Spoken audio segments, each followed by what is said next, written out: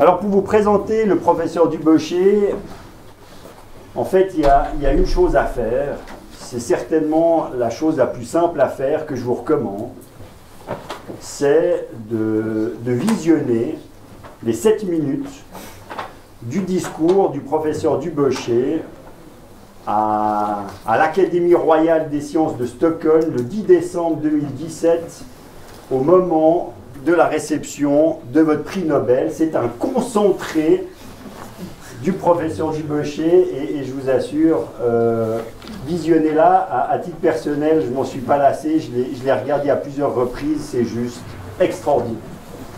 Alors ce qu'on décode en regardant ces quelques minutes, c'est que le professeur Dubochet, tout d'abord, il a un vrai franc-parler, il a une vraie capacité didactique et il a une vraie capacité à expliquer les choses pour que tout le monde les comprenne. Alors je vais vous donner un exemple. Tout scientifique dirait, écoutez, mesdames et messieurs dans la salle, nous sommes constitués de 65% d'eau. Certains d'autres scientifiques diraient même 65% de H2O. Professeur Dubochet, dans un discours que vous trouvez également sur Internet, il a dit « Mesdames et messieurs, que vous le vouliez ou pas, nous sommes tous des sacs de flotte. »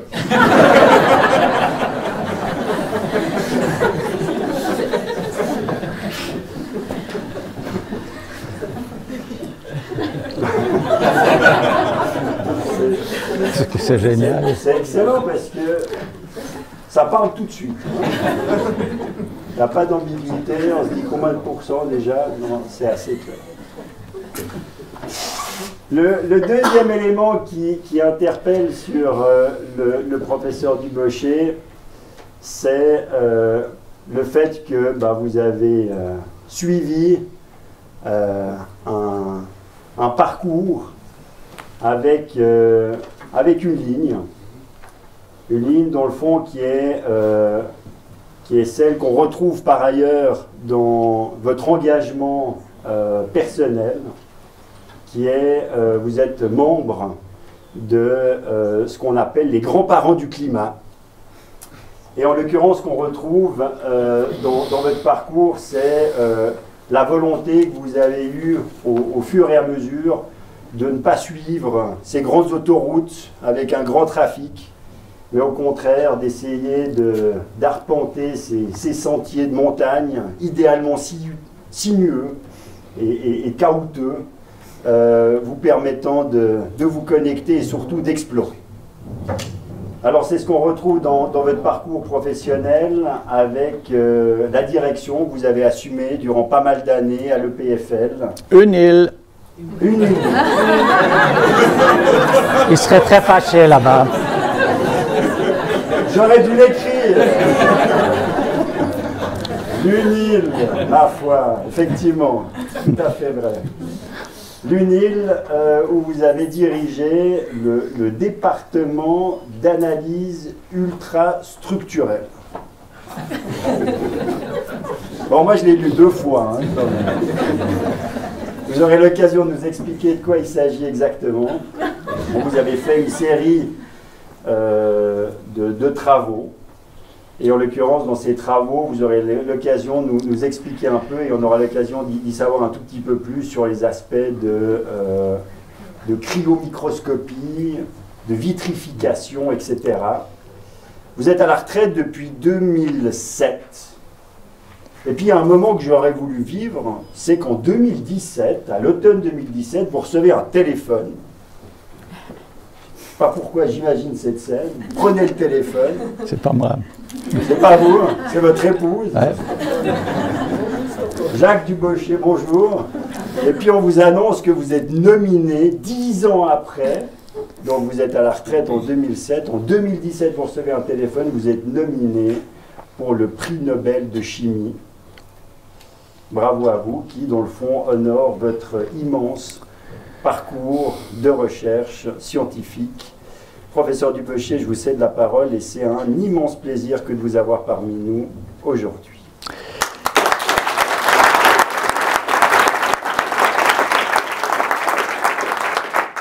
je vous remercie beaucoup.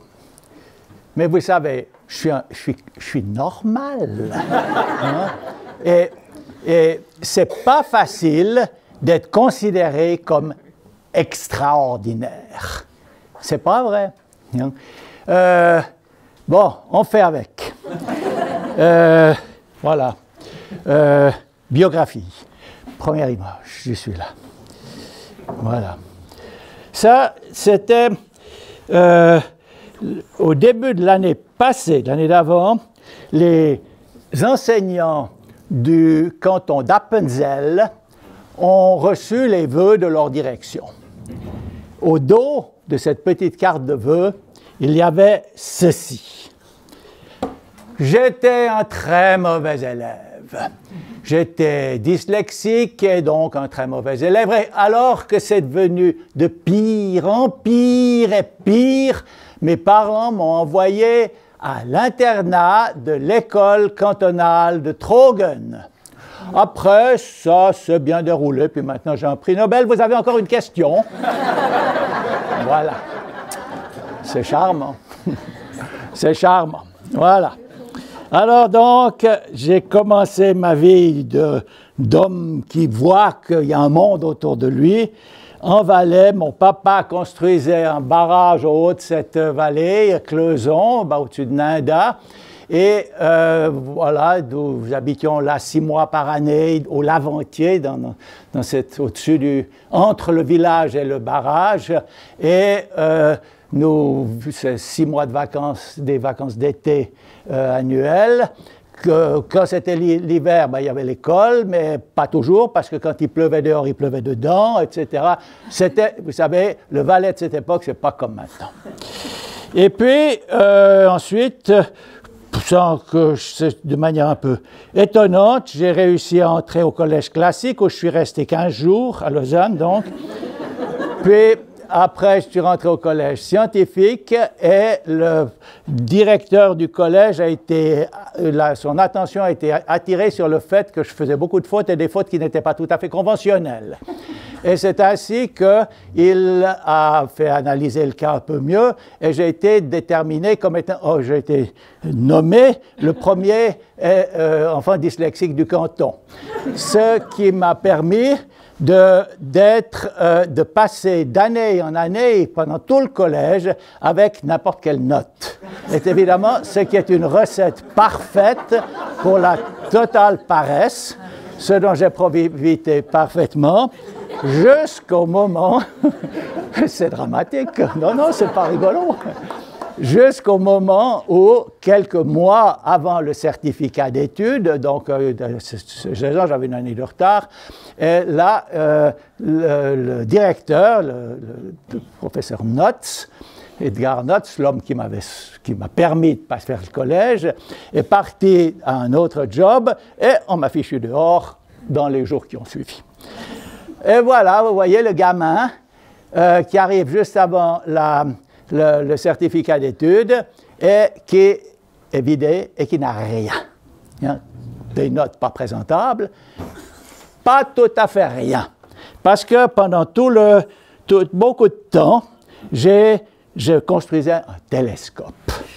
Le voilà. Ce n'est pas celui-là, mais c'est exactement ce type-là, avec un miroir de 15 cm. Et vous savez, pour ça, on reçoit un hublot. J'étais aidé par les gens de l'observatoire de là, et puis aussi par mon professeur de travaux manuels qui a sûrement travaillé qui a pris plus de temps avec moi qu'avec toute la classe réunie. Puis vous voyez, puis il faut polir un miroir. Polir un miroir, c'est 250 heures de travail, etc. Bon, il n'était pas très bon, mais j'ai fini mon collège avec rien, sauf ça. Et depuis, je garde l'idée que ce que devrait apporter l'école, c'est que chaque gamin sorte de l'école avec quelque chose dans lequel il croit qu'il est bon. Alors peut-être qu'il serait un très bon danseur de claquettes ou bien un judoka formidable, qu'importe, mais qu'il ait quelque chose où il se dit « moi, je suis bon pour ça ».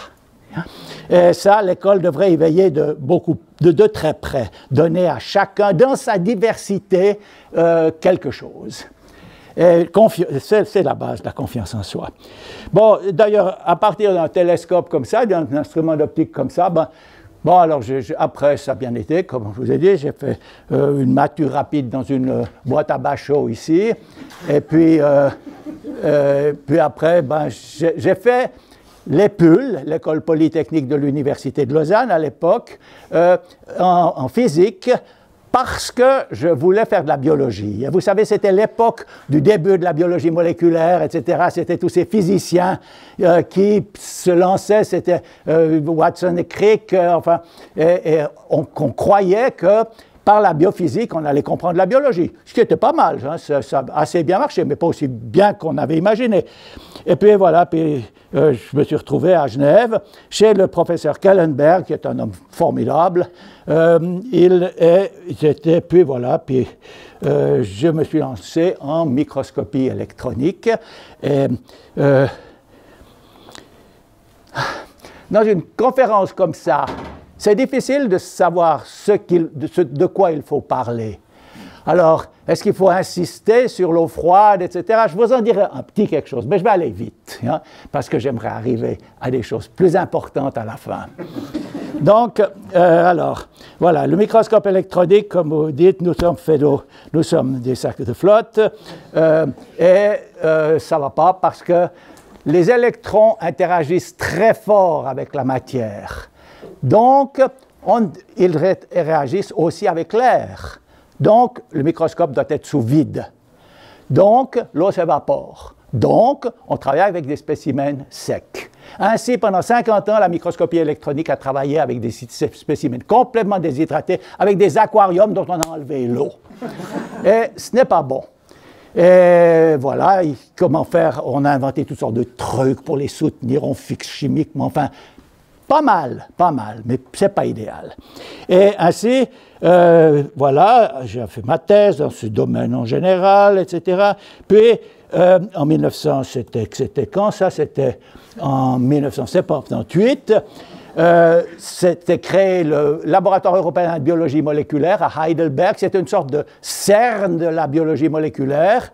Et là, il y avait un directeur qui s'appelait John Kendrew, qui avait un prix Nobel parce qu'il était le premier à déterminer la structure d'une protéine. Et puis, il engageait des jeunes motivés et ayant ambitieux avec des projets nouveaux. Hein, voilà. Et voilà, moi j'avais ce projet de conserver l'eau par la cryomicroscopie électronique, c'est-à-dire conserver l'eau dans le microscope, mais en la refroidissant à une température où elle ne s'évapore plus. Mais seulement, il y a un problème, vous savez, l'eau, quand on la refroidit, ça vient de la glace, et la glace, c'est aussi mauvais que pas d'eau. Et bon, alors on ne savait pas où on allait, c'était le projet, qu'est-ce qu'on fait avec ça? On essaie de faire mieux. Alors il s'agit d'apprendre à geler pour que ça ne fasse pas trop de dégâts, patati patata. Et on avait des systèmes extrêmement sophistiqués. Le EMBL était fait pour mettre à disposition des chercheurs de la grosse instrumentation. Alors voilà, ça c'était notre grosse instrumentation. Et là on met une grille, grille support pour les spécimens du microscope, un film extrêmement main posé sur une grille, fixé à cette petite pincette. Ici, on a de l'azote liquide. Et puis, ici, on a un vaporisateur qui envoie un flux d'air, de microdroplets, de microgouttes, qui passent par ce trou et puis qui arrive, puis passe ici.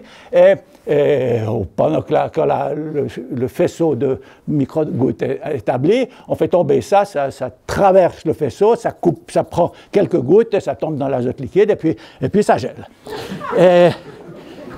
Et voilà, ça se fait très vite, tout ça. Et puis, on obtient des images comme ça, et ça, c'est typique, c'est une jolie petite goutte d'eau, de bonne eau, gelée, naturellement, ça a toutes les structures, c'est typique d'une structure de glace, de cristaux de glace. Et puis, j'avais un collègue, il est aux États-Unis, il s'appelait Alistair McDowell, et lui, il a fait une fois ce montage. Il a mis dans l'azote liquide ce petit récipient, et dans le récipient, il a condensé de l'éthane liquide, vous savez, l'éthane, du gaz de briquet. Et il a condensé ça là-dedans, alors il l'avait sous forme liquide, et il a fait tomber, la même chose, mais cette fois dans de l'azote liquide. Cette machine, d'ailleurs, avec le petit truc au milieu, est à Stockholm, au musée Nobel. Hein. C'est très impressionnant. Voilà. Et puis, il m'appelle au microscope et il me montre ça. C'est quoi ça? Ben, c'est une goutte d'éthane, probablement. Mais non, ça ne peut pas être une goutte d'éthane, on est à moins 170 degrés, l'éthane s'évapore à cette température. C'est quoi? Ben, on va couper le chauffage, le refroidissement, puis on va laisser le spécimen gentiment se réchauffer. Et on regarde la température qui monte pour voir ce truc qui s'évapore. Puis ce n'est pas évaporé. À moins 135, en une seconde, il s'est transformé en cristal. Tuc! Changement de phase, le truc qui était là se transforme en un cristal. En un cristal de quoi? C'était très facile à voir, le microscope est un instrument d'analyse extrêmement puissant, c'était de la glace cubique, c'est-à-dire une forme, c'est de la glace, quoi. Ah! Ouh! Alors, si vous avez quelque chose qui n'est pas glacé, qui se transforme, qui n'est pas cristallisé, qui se transforme en glace, en glace d'eau, vous savez que vous aviez de l'eau avant, mais de l'eau qui n'était pas cristallisée. Et là, ça posait un problème. Et là, je dis à mon collègue, là, on a une grosse affaire. Et voilà, monsieur Alistair McDowell. C'était mon ingénieur qui, lui, c'était pas moi qui lui a dit de faire ça. Il a fait ça. Puis c'est moi qui ai eu le prix Nobel. Hein. Voilà. Mais ça, on peut partager quand même. Ouais. Voilà. Mais le problème intéressant, c'est que on le savait depuis très longtemps que la vitrification était fondamentalement impossible. Et ceci, on l'a de la part d'un homme spécial qui vient de Saviez. Et vous voyez Saviez, là-bas derrière, ça c'est le... Ah, pardon, c'est là. Voilà Saviez. Saviez, la dent blanche. D'ailleurs, ici, il y a une autre vallée, juste de l'autre côté, là. Ici, c'est la vallée de Nanda et la vallée de la Prince et de Cleuson. C'était donc là, et c'est rigolo de voir que... Alors bon, bref, monsieur de Saviez, c'est le père Basile Luyet, un prêtre de la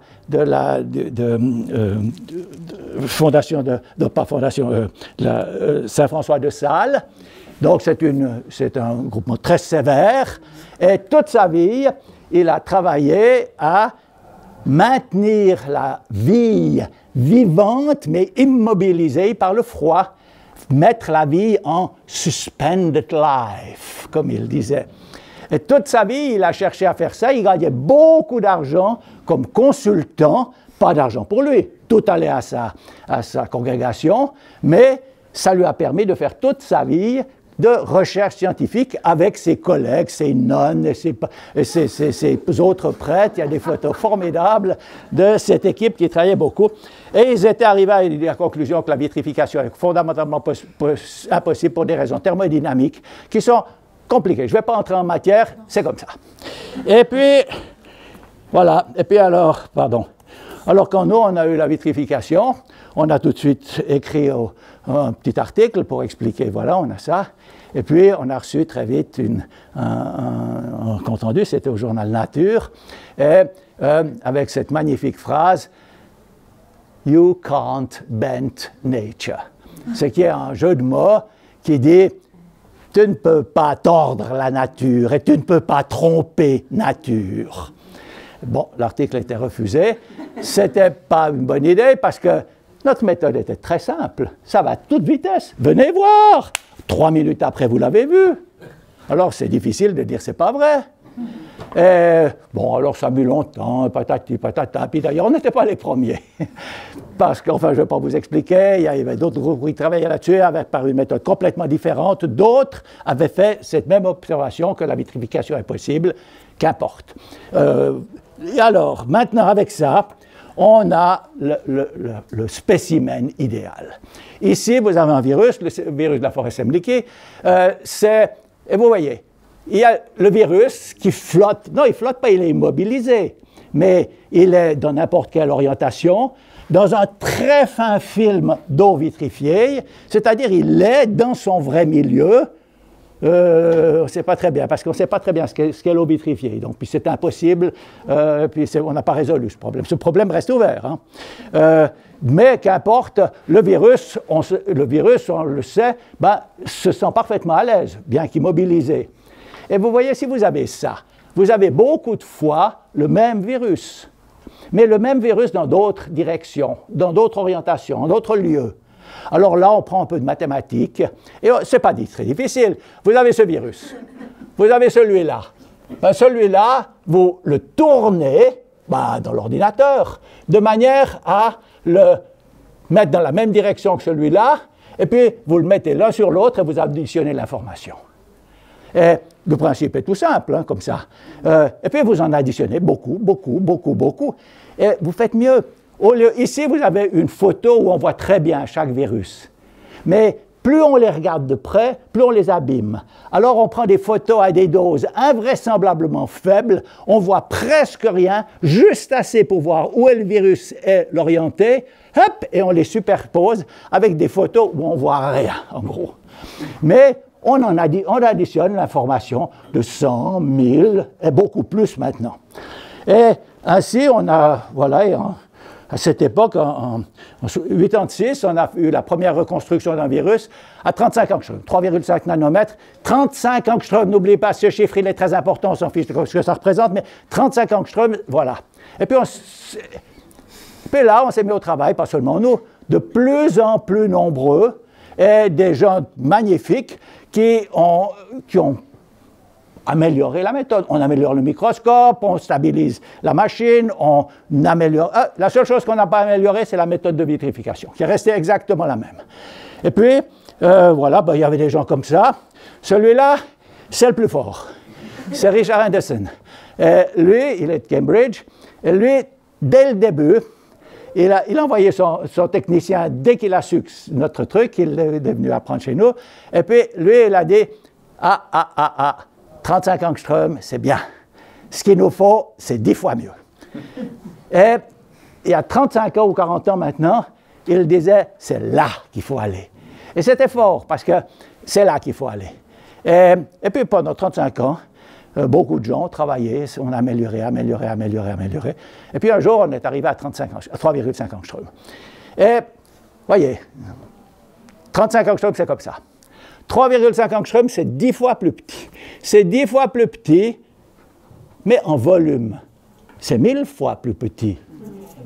Donc, après 35 ans, on extrait de nos spécimens 1000 fois plus d'informations que l'on faisait avant. C'est pas mal, hein? Ouah, ça, c'était du beau boulot. Alors, il y a lui, il y en a beaucoup. À la fin, au moment où le prix a été donné, il y avait 2500 personnes qui travaillaient avec cette méthode. Ça roulait. Et voilà, lui, Joachim Frank de New York, enfin un Allemand de New York, lui c'est un Écossais. Et lui, c'est lui qui a développé surtout l'ensemble des programmes qui permettent de faire tous ces calculs. Et ouais, il y a bien du monde là-dessus. Mais naturellement, là, il y a 3 personnes qui sont citées, mais il y avait beaucoup de monde. Mais c'est vrai que, bon, pour moi, Richard Anderson, c'est le meilleur. Et puis voilà, maintenant, quand on est à la résolution atomique, on obtient des choses comme ça. Alors, CRISPR-Cas9, c'est donc cette fameuse molécule qui est maintenant, qui bouleverse toute la biotechnologie. Et voyez, ici, il y a 100 000 atomes. 100 000 atomes, tous, à peu près la population de Lausanne, mis dans l'espace, chacun à sa place. Vous voyez la quantité d'informations qu'on a dans un truc comme ça? Et cette immense quantité d'informations, à qui on la sert? Aux chimistes. Et les chimistes, ils vont regarder chaque atome, là, pourquoi celui-là, il se colle ici, comme ça, etc. Vous voyez, ça leur donne du blé à moudre. Beaucoup. Et ainsi, Stockholm a décidé de donner un prix Nobel à cette équipe. Et voilà, c'est comme ça que ça s'est passé. Et voilà. Alors, c'est très bien, un prix Nobel au sérieux. on a des habits formidables qu'on loue cher. Et puis, oh là là, on est très content. Ma famille aussi. Hein? Ah, vous m'avez demandé qu'est-ce qui se passe quand on reçoit le téléphone. Bon, petit détail amusant. Le téléphone est venu à mon bureau, parce que j'ai encore un petit bureau avec d'autres à l'Uni. Et il est arrivé là-bas, et puis d'habitude, les gens ne prennent pas mon téléphone. Mais ça insistait beaucoup, alors les personnes qui sont là, il y avait un doctorant puis 2 postdocs, ils prennent, et puis voilà, et puis oh non, il n'est pas là, il est où? Bon, je ne sais pas, voilà. Oh, mais poussez-vous, il a un prix Nobel. C'est les premiers qui ont été informés. Mais il a fallu encore 20 minutes pour que ça arrive chez nous à la maison. Et puis ma femme prend le téléphone, en mettant le téléphone, et je vois son air, son air, pas catastrophé, mais aïe! C'est Stockholm. Mais on était préparés, hein, parce que, bon, le soir avant, je disais il y avait mon fils qui était à la maison, je leur disais, ouf, demain, aujourd'hui c'était la physique. La physique, ils ont le prix Nobel aux ondes de gravitation, c'est normal. Demain, c'est la chimie, bof, 10% pour la cryomicroscopie, mais je pensais 20%. Hein? Donc, voilà, ça roulait fort à ce moment-là déjà. Hein. Bon, voilà. Alors, maintenant, on change de registre. Que fait-on avec ça? Qu'est-ce qu'on va leur dire? Et pendant les mois, ce temps qui passe, où on reçoit ce message du monde qui vous dit « Vous êtes tellement important, waouh, waouh! » Qu'est-ce qu'on fait avec ça? Et là, je me dis « Mais tu ne vas pas leur parler seulement d'eau froide. » Et puis, mais vous voyez le problème, c'est pas simple. Hein? Et puis alors à la fin, les derniers jours, j'étais vraiment très, très nerveux. Et si vous allez vraiment voir ce que c'est cela, vous verrez, je annonnais et je ne savais plus où j'en étais. Hein? J'avais beaucoup de peine. Et là, d'abord, j'ai expliqué mes affaires d'eau froide, c'est facile, on connaît la chose, mais pour finir, alors voilà ce que je leur ai dit. C'était parce que quelques semaines avant avait été publié dans ce journal, toujours le même, la structure atomique par cryomicroscopie électronique des filaments d'Alzheimer. Évidemment, ça, c'est de nouveau de la matière pour les chimistes. Pourquoi est-ce qu'ils se collent ensemble, celui-là? Quel est l'atome de soufre qui vient faire ici une réaction, etc. Et, ben voilà, à partir de ce genre de données, quelques semaines plus tard, il y a eu d'ailleurs les filaments du Parkinson, et puis maintenant, toutes ces maladies neurodégénératives, elles ont leur structure. Évidemment, ça, on peut espérer que ça débouche sur quelque chose. Ce n'est pas la solution, mais aux chimistes de bosser. Et imaginez qu'on découvre un médicament qui empêche cette agrégation, ou bien s'il y a cette agrégation, qui la décompose. Aïe, qu'est-ce qui va se passer? Du bonheur. Du bonheur, non, monsieur. Ce qui va se passer, c'est que les horribles firmes vont se jeter là-dessus, elles vont prendre des brevets terribles et vont vendre à très peu de personnes qui peuvent payer énormément jusqu'à ce que l'OMS, Médecins sans frontières et autres luttent pour rendre cette chose qui aura été squattée par la grosse finance pour la rendre à disposition du public. Vous savez, si je suis là, c'est parce que c'est un hôpital public ici, hein, pas un hôpital privé. Pas mélanger les valeurs. Bon, alors voilà ce qu'on a raconté là-bas. Et puis,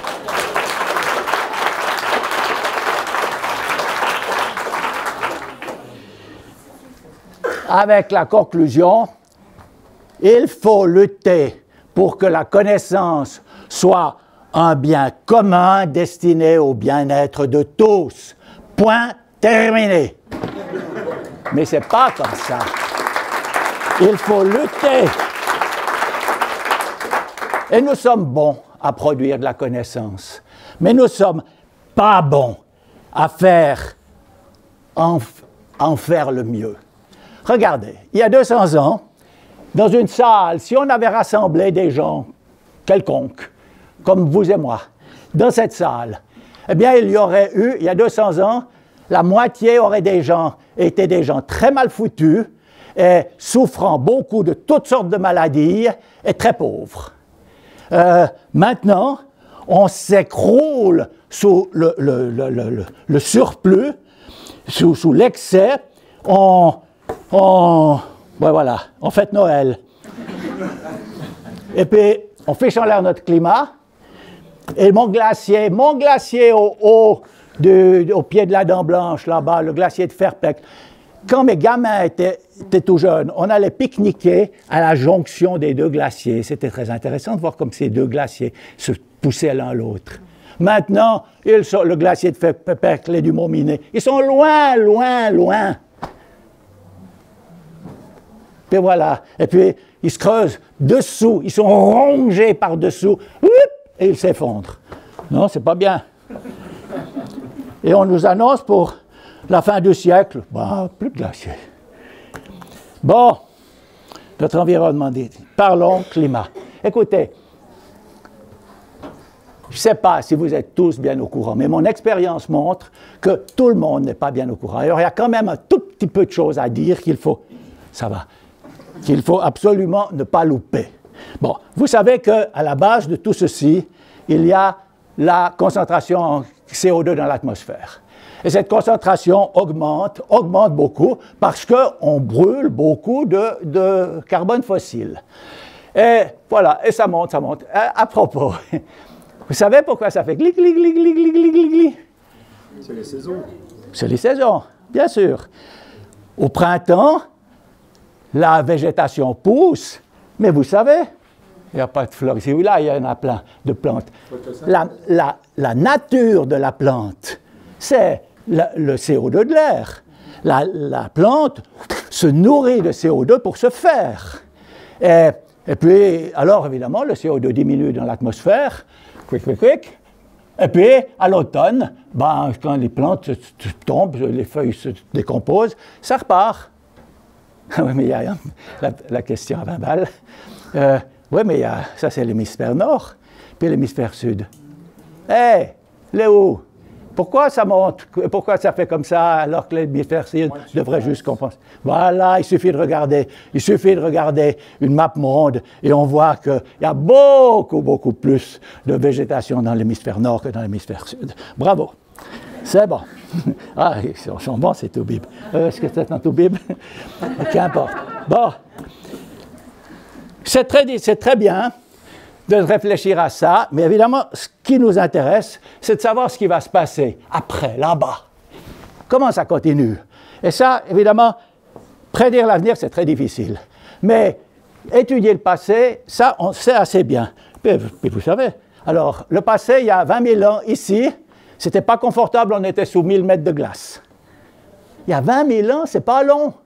Il y a 20 000 ans, tout le plateau suisse, et encore assez loin, était sous la glace. Le CO2, voilà, c'est CO2 qu'on explore dans les carottes de l'Antarctique ou du Groenland. Il a varié tranquillement, il monte, il descend, puis tout à coup, maintenant, pouf, il déblatère. Ça va pas. Et puis, bon, ça je saute, mais, voyez, de nouveau, 20 000 ans. Il y a 20 000 ans, il faisait à peu près 4 degrés de moins qu'actuellement.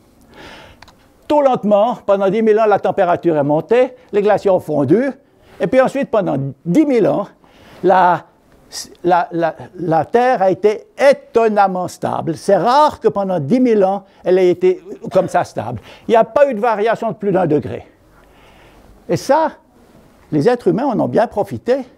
C'est là qu'ils sont sortis de leur forêt, c'est là qu'ils sont sortis de leurs habitudes de chasseurs-cueilleurs, c'est là qu'ils ont inventé les villes, les agglomérations, l'agriculture, la culture, même la démocratie. Et puis voilà, puis maintenant on en est là, puis c'est parti. C'est parti complètement de travers. Qu'est-ce qu'on va faire avec ça? Alors, on a compris, 2 degrés, c'est trop. Il faudrait être à 1,5. COP 21 nous a dit ça. Mais voyez, 1,5 ou 2 degrés, ça veut dire qu'il faut arrêter de brûler le combustible fossile. Arrêter avec le carbone tout de suite. Il faut l'arrêter, en tout cas avant 2050. 0 carbone. les gamins nous disent, et puis avec quelques raisons, non, 2030 pour être hors carbone. Ou bien, ceux les plus actifs disent 2025. 2025 ou 2030 hors carbone. Plus une bagnole à benzine, plus un seul chauffage à mazout, rien, zéro. Sinon, on a 2, 3, 5, 6 degrés, et avec ça, la Terre va continuer à tourner, pip, pip, pip, tranquille. Mais disons, il est vraiment raisonnable, et ça paraît vraiment clair, notre civilisation ne tiendra pas le coup. Hein? C'est de ça qu'il s'agit. Ouh! Bon, alors qu'est-ce qu'on fait? Eh bien, on peut changer, on tombe à zéro. Carbone, c'est facile. Oui, c'est facile. Regardez, ça c'est une illustration de Stocker, qui l'a publié. Stocker, c'est l'homme qui fait ses trous dans la glace. Enfin, ils sont beaucoup, mais lui, c'est l'équipe de Berne. Et il montre cette photo, une rue de New York, 1900. C'est que des voitures à cheval. 1913, il n'y en a plus une. C'est que des voitures à benzine.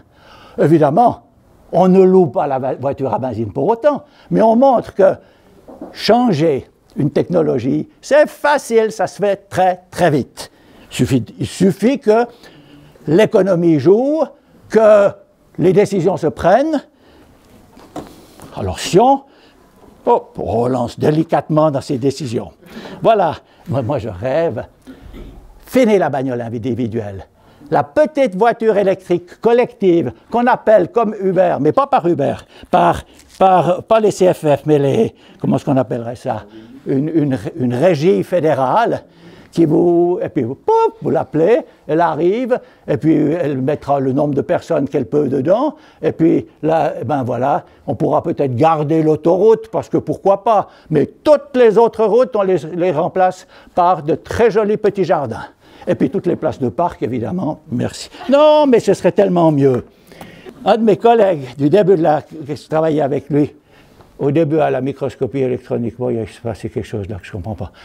Oui, mais ce bonhomme-là, il a dû quitter la microscopie électronique, elle est devenue maire de son village en Allemagne du Sud. Et il a été 12 ans maire de son village, et il a pris son village, qui est un village standard, mais on savait que pas loin de là, il y avait des failles dans la terre d'où coulait de l'eau chaude. Et à 3000 mètres de profondeur, ils ont de l'eau à 135. Et en 12 ans, son village est devenu zéro carbone. Tout le chauffage se fait par chauffage à distance. Toutes les rues ont été ouvertes pour amener le chauffage à distance. Et toute l'électricité est faite à partir de cette eau chaude. Et puis, ils la vendent encore à la ville voisine. Et puis, si vous avez des doutes, vous prenez ce très bon bouquin de Roger Nordman. Je vous le conseille 2 fois parce que j'ai aussi écrit la préface, ce truc-là, comme ça. J'ai été obligé de le lire très en détail. Et, le soleil, il y en a plus qu'on en a besoin. C'est facile, c'est pas cher. Ici, en Suisse, on produit l'énergie solaire moins cher que n'importe quoi d'autre. Ben, simplement, on n'a pas les filières de mise en place et les filières commerciales. Mais le problème, là n'est pas le problème. Le problème, il n'est pas technique. Oui, bien sûr, il y aurait des arrangements à faire. Mais le problème, il est dans la tête des gens. Et puis là, il y a 2 ans, jusqu'il y a 1 année et demie, là, quand on pense à ça, moi, je me tirais des balles. Et puis, mais qu'est-ce qu'on fait? Ça va être très, très dur. Et puis, voilà, pour moi, il y a eu un changement majeur avec l'arrivée de cette gamine. Bon, elle est spéciale, hein? Mais elle dit, par exemple, à la conférence sur le climat en Pologne, vous ne parlez que de croissance économique parce que vous avez trop peur d'être impopulaire. Donc, aux dirigeants du monde, elle leur dit ça. Vous ne parlez que de continuer avec cette même mauvaise idée qui nous a mis dans ce gâchis. alors que la seule chose sensée serait de tirer le frein de secours. Et puis ça, c'est la phrase qui tue. Vous n'êtes pas même assez mûrs pour dire les choses comme elles sont, même ce fardeau, vous l'abandonnez à nous, les enfants. Ben ça, c'est quand même l'argument fort. Hein? Quand on est directeur de Migros, je ne sais pas, n'importe, directeur de ces grandes firmes, puis on a son gamin qui vient puis qui dit « Papa, papa, tu penses à quoi ?» Ça, c'est un argument puissant. Et ils le disent, et ça va continuer. Oh là, ça va continuer. Bon, ben voilà, ça c'est les Lausanne, 18 janvier. Ça, c'est le groupe des Valaisans qui était à cette conférence. Vous voyez, il y a la petite Greta là.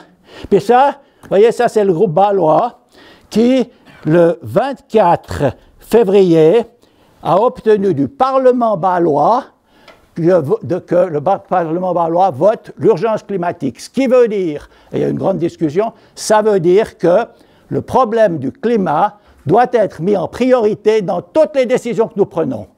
Bon, je ne sais pas s'ils vont le faire, mais c'est quand même fort. Hein? Tout, vous voyez, ça, aïe, à Morges. Oh là là, on n'est pas à l'auberge. Bon, puis il y a plein de gens qui... Vous voyez, c'est les jeunes qui vont faire le mouvement. Ce n'est pas les vieux. Mais les vieux, eh ben, on peut les soutenir. Et par exemple, il y a quelques vieux des jeunes dans une des dernières manifestations qui ont été s'installer au Cri du Suisse ou dans je ne sais quelle de ces firmes, et puis ils ont laissé quelques tâches. Alors voilà, ils sont condamnés. Ils sont condamnés à des amendes très sévères, ou bien, s'ils ne veulent pas les payer, à 21 jours de prison.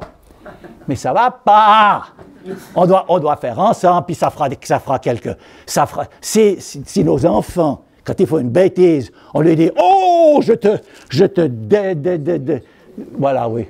Ben non, ça ne va pas. Il faudra accepter que ces enfants ils fassent aussi quelques bêtises en tirant leur énorme chariot. Voilà, bon. Maintenant, et vous médecins? Le problème, vous ne parlez que de croissance économique parce que vous avez trop peur d'être impopulaire. Il leur dit ça. Croissance économique. Ça, c'est le problème. Le problème, ce n'est pas la technique. C'est une société qui vit, qui nécessite, une économie qui nécessite la croissance. Et vous voyez, la croissance, c'est l'exponentielle. L'exponentielle, c'est par définition indurable. Ça ne peut pas durer, c'est par nature. Et voilà, à la fin de chaque année, nous recevons l'annonce que le prix de l'assurance maladie a augmenté. Mais ce à quoi je vous rends attentif, comment nous est communiquée cette donnée? On nous dit que ça a augmenté de 3%, un peu plus une fois. On nous dit des pourcents. On nous dit la proportion d'augmentation. On ne nous dit pas que ça a augmenté de 2 milliards. On nous dit dans une optique d'exponentielle. Hein? Vous voyez, c'est la croissance. Cette année, la croissance a été plus grande que l'année passée, un petit peu moins, mais c'est toujours des croissances, c'est toujours cette logique de croissance exponentielle. Et c'est pas possible. Ben, ça ne va pas. Il faut repenser la médecine pour sortir de cette croissance. Ici, on a une crise climatique fondamentale. On a une crise médicale fondamentale. Ça ne va pas, on ne peut pas rester, on ne pourra pas rester avec ce beau système où, ici, à Morges, que je suis soigné aussi, bon, moi je suis soigné aussi bien que n'importe quel autre. Oui, ben ça ne va pas durer. Hein. Regardez, bon, je ne connais pas la médecine, mais c'est-à-dire quand même, on m'a collé dans toutes sortes de trucs, y compris ce très bon groupe des engagés pour la santé. Je ne sais pas si vous avez entendu parler. C'est un groupe de médecins et puis de personnes actives dans la médecine qui s'engagent pour, justement, pour tâcher de trouver et s'engager pour des solutions d'une médecine humaniste qui renonce qui trouve les moyens hors de l'exponentiel. Et bon, alors j'ai beaucoup parlé avec eux. Par exemple, j'avais reçu à la maison un très beau papier qui m'a beaucoup réjoui, que l'hôpital ici créait une division privée. Et je me suis dit, c'est super, moi, j'ai aussi une assurance privée. Je ne l'aurais pas fait si je l'aurais plus fait maintenant, mais maintenant je l'ai là, ben voilà. Et puis, je me suis dit, c'est super. Quand j'aurai ma prochain gros truc, ben je viendrai ici, et puis on me mettra dans une chambre à 2 lits, parce que c'est l'assurance privée, et puis avec la vue sur le Mont Blanc, mais ce sera magnifique, je me réjouis déjà. Et puis, quelqu'un de ce groupe m'a dit, tu sais pourquoi on a fait ça? Attention, attention. Ben, on a fait ça parce que La séance est terminée. nos meilleurs médecins se taillent dans le privé. Alors, gardons-les. Et, ben oui, on comprend, vous avez raison. Mais c'est que vous êtes pris comme moi. Ah, je ne suis pas venu en vélo, mais je ne suis pas venu en voiture. Mais malgré tout, j'ai une voiture et on est pris dans un système. Et ma foi, on fait au mieux avec. Mais ce n'est pas avec ma petite solution qu'on sortira. C'est une solution nationale, mondiale, c'est une solution collective, c'est une solution de politique mondiale. Puis alors pour la médecine, moi je ne veux pas entrer en détail, mais alors je ne connais pas la médecine, mais je connais la biologie. Et c'est les nouveaux développements, et cette nouvelle génétique, cette médecine individuelle. Cette médecine qui est faite pour vous, madame, mais c'est tellement formidable. Au lieu d'avoir X maladies, on a des millions de patients, à chacun soigné séparément. On nous dit ce sera meilleur marché, mais ce n'est pas vrai. Tout le monde sait que ce n'est pas vrai. C'est une pompe à fric, ces nouvelles technologies, et comment il faut les maîtriser.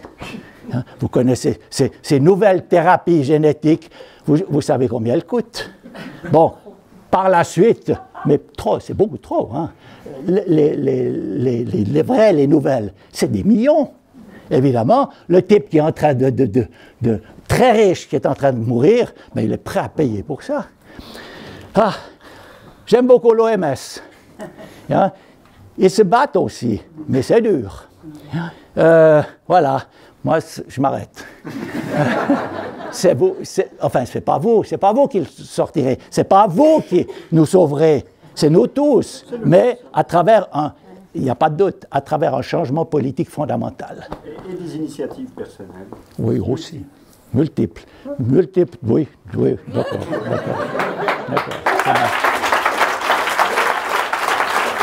Et avant de passer à la partie conviviale, je vous propose une ovation.